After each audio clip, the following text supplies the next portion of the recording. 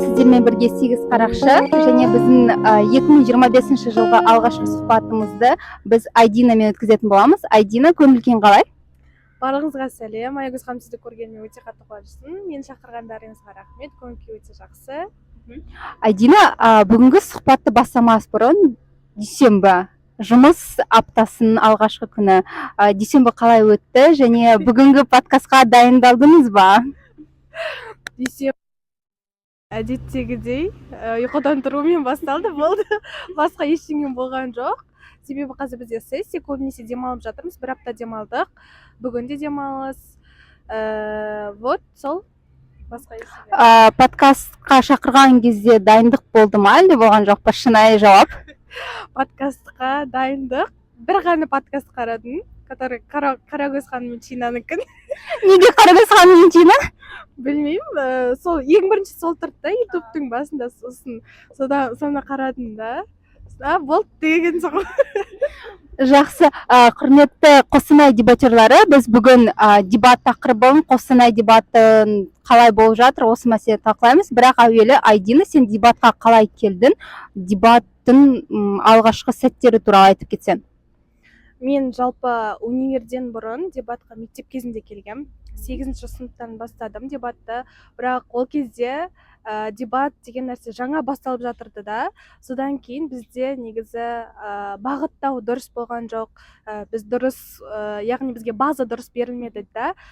Мен базаны 10-11 сыныптардан бастап ала бастадым. Бізде қала бойынша дебат үйірмесі деуге болады, сондай болды. Сол жерден бізде басталды. Менің бастауымда Ақерке Шайқа дейтін апай болды. Сол кісі бастаған, бірақ мен оны до конца аяқтамай кетіп қалған болатын, себебі НТ деген сияқты болды. НТ болғандықтан мен тастап жібердім дебатты. Содан кейін мен өзіме уәде бердім, универге келгеннен кейін дебатты дұрыстап қолға алам, өзімді дамытам дебат жолында деген секілді. Вот менің бастауым сол мектеп кезінен басталған, және де ең бірінші турнирім сол мектеп кезінде 8-ші сыныпта болды. Біз іріктеуден өту не екенін білмейміз ғой. Бізді шақырады ортаға, не үшін де шығып тұрмыз сол жерде. Сосын сол кезден бастап түсіне бастаған болатынбыз дебаттың жалпы не екенін. Енді мынандай сұрақ, қоғам әрқашанда дебатқа өте жақсы пікірде емес. Мысалы, бәлкім отбасында, достарында да солай болуы мүмкін ғой. Айтады, дебатерлар көп сөйлейді. Дебатерлар деген андай қоғамның білмеймін, алға тартушы күші емес деген секілді. Сен осы стереотиптерге мен келісесің бе, және қаншалықты онымен шынайы өмірде жолығасың осындай кедергілермен? Бұл стереотиптермен мен мүлдем келіспеймін. Яғни дебат ол қоғамға керек нәрсе. Ол нәрсемен мен өзім кездестім. Отбасымда менің болған болады. 8-ші сыныптан сол бастаған уақытта менің отбасым мүлдем түсінген жоқ дебаттың не екенін. Олар қазіргі адамдарда бір түсінік бар ғой, дебатерлар тек ұрыса алады деген секілді. Сондай пікір менің отбасымда да қалыптасқан. Қалыптасқан жоқ, бірақ сондай пікір қалай еді? Сондай пікір қалып қалды да. Сосын маған негізі қарсы болған отбасым осы дебатты бастауға, дебат жолын жалғастыруға деген секілді. Мен бірақ оларды тыңдадым деп айта алмаймын. Мен өзіме ұнап тұрған нәрсе бойынша кете бердім. Яғни олар маған даже жаңағы мектеп кезіндегі сборларға баруға да қарсы болған. Мен олардың жоқ, мен сборға баруым керек, бүгін мені шақырып жатыр, дебат ойнайын деп кетіп қалатынмын. Ол стереотиптарды бұзуға меніңше болады, себебі қазіргі заман дамып жатыр, дебат дамып жатыр деген секілді. Және де дебат ертең жақсы көзқарасқа ие болады деп ойлаймын. Айдина, енді сіздің Қостанай дебаты туралы ойыңыз қандай? Жалпы Қостанай дебаты қазір қандай деңгейде, қандай клубтар бар, қандай клубтар жұмыс жасап жатқан жоқ, қайсы жұмыс жасап жатыр, соны шынайы айтатын болсақ, ешқандай принцип тұрғыда емес, шынайы. Қазіргі Қостанай дебатына келген кезде мен БПФ форматын кеңінен біле бастадым. Себебі біз АПФ қана меңгерген болатынбыз. БПФ форматы меңгеріп, жақсы біле алдық. Осы сіздер арқылы, сіздердің арқаларыңызда, Чина, Қарагөз деген секілді адамдардың арқасында. және де Қостанай дебаты менің ойымша қазіргі уақытта кішкене тоқтап қалған секілді. Менің ойымша турнирлер де көп болмайды. Если турнирлер көп бола беретін болса, біздің опытымыз да көбейе беретін еді, және де дебатта кішкене Қостанай дебатта дамитын сияқты болып көрінетін. Қазір бірақ ондай нәрсе өте аз деген секілді. Бізде Қостанайда 2 дебат клубы бар, Ахмет ұрпақтары және де Парасат. Мен Парасатты биыл, бірақ Парасат үшін осы 2-ші семестрда кішкене жемісті болды деп айтуға болады.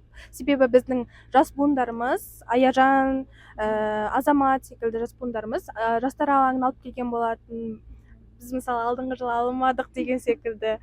Олар биыл алып келді, бірақ негізгі алаңда да биыл бізде жетістік болмаған сияқты негізі. Вот, бірақ мен осы жас буындарым үшін өте қатты қуанам. Олардың өзінің бізге осындай жеңіс алып келуі, жетістік алып келуі біз үшін бір мәртебе болып табылады. Рахмет, Айдина. Енді қара, бізде мынандай күшті сөздер бар да. Қарагөздің подкастын көрдің ғой, Иә, көрдім. О, подкастында Қарагөз қандай цитатын айтады? Қарагөз ханым көріп жатсаңыз, ол подкасты толық емес және өтірік қараған. Толық емес қараған сияқтымын. Ұмытып қалдым мен себебі. Қарагөз ханым айтады, дебатта әр пікірсайысшының жұлдызы сәтті болады дейді. Ол жұлдызы сәтті біреуге ерте келеді, біреуге кеш келеді, бірақ ол міндетті түрде келеді дейді. Сіздің жұлдызды сәтіңіз? Менің жұлдыз сәтім әлі келген жоқ маған. Неге олай ойлайсыз? Себебі мен мысалы алдыңғы жылы жастар финалын алғым келген болатын. Орал қаласына барғанда бізде прям өте қатты шанс болды. Біз жастар финалында ойнадық та даже. И вот, бірақ бізге 2-ші орын бұйырған болатын. Біз ала алмай қалдық. Сол кезде сағымыз сынып, Қостанайға қайтып келген болатынбыз. Содан бері менің жұлдыз бағым жанбай жүрді. Турнирларда даже іріктеуден де өтпей жүрмін деген сияқты. Сондай нәрселер болғаннан кейін әлі мен өзім жалпы дебат сферасында өзімді достаточно сезінбеймін да.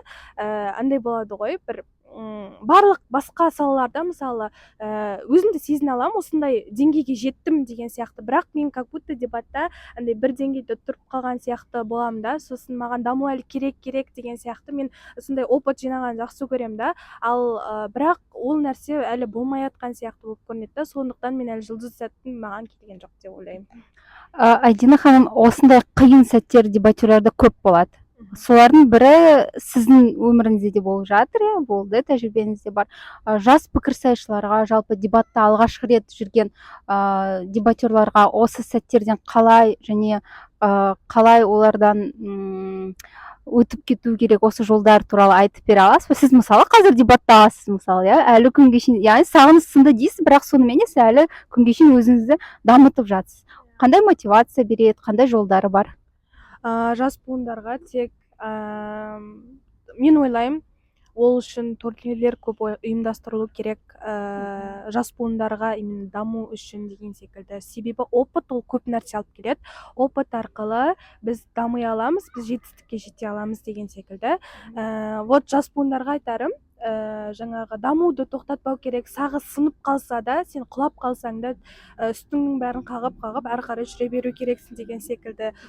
Сондай олар сондайды чувствовать ету үшін біздің жақтан да, яғни орта буын, аға буындар жақтардан да кішкене қолдау болу керек деп ойлаймын. Бірақ қолдауды көрсетіп жатырмыз әрине де. Әрдайым біз қолдауға дайынбыз жас буындарды деген секілді. Сақтары сынбау керек, мотивацияны олар жеңілуден алады деп ойлаймын. Мен өзім жеңіліс тапқаннан аламын мотивацияны. Мен келесі турнирға қайтып келіп, мен реванш жасайын деп мысалы да, солай келу керек деп ойлаймын. Мен өзім мотивацияны жас кезімде, яғни 1-ші курс кезінде солай алған болатынмын. Біз мысалы республикаға неше рет 2 рет шықтық қой жас кезімізде.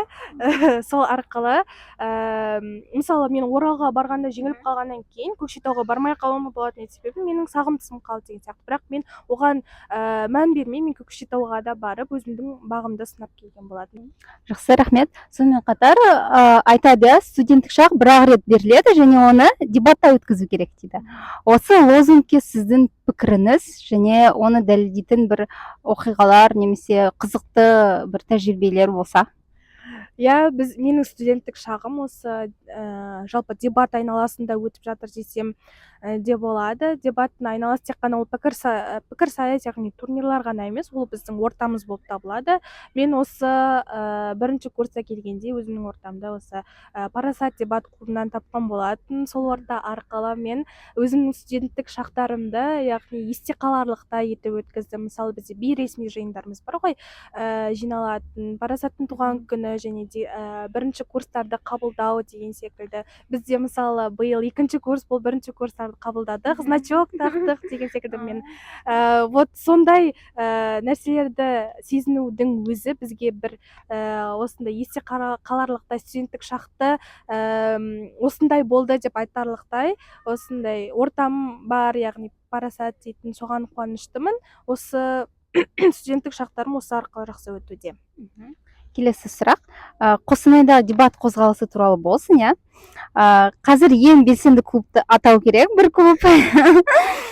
Және Қостанайда ең мықты дебатерларды атау керек, 3 дебатерді, және Қостанайда дебат қай кезде жақсырақ дамыды, сіздің бір турнир жайлы қысқаша ғана мәлімет айтып өтсеңіз. Мен үшін ең белсенді дебат клубы ол әрине Парасат.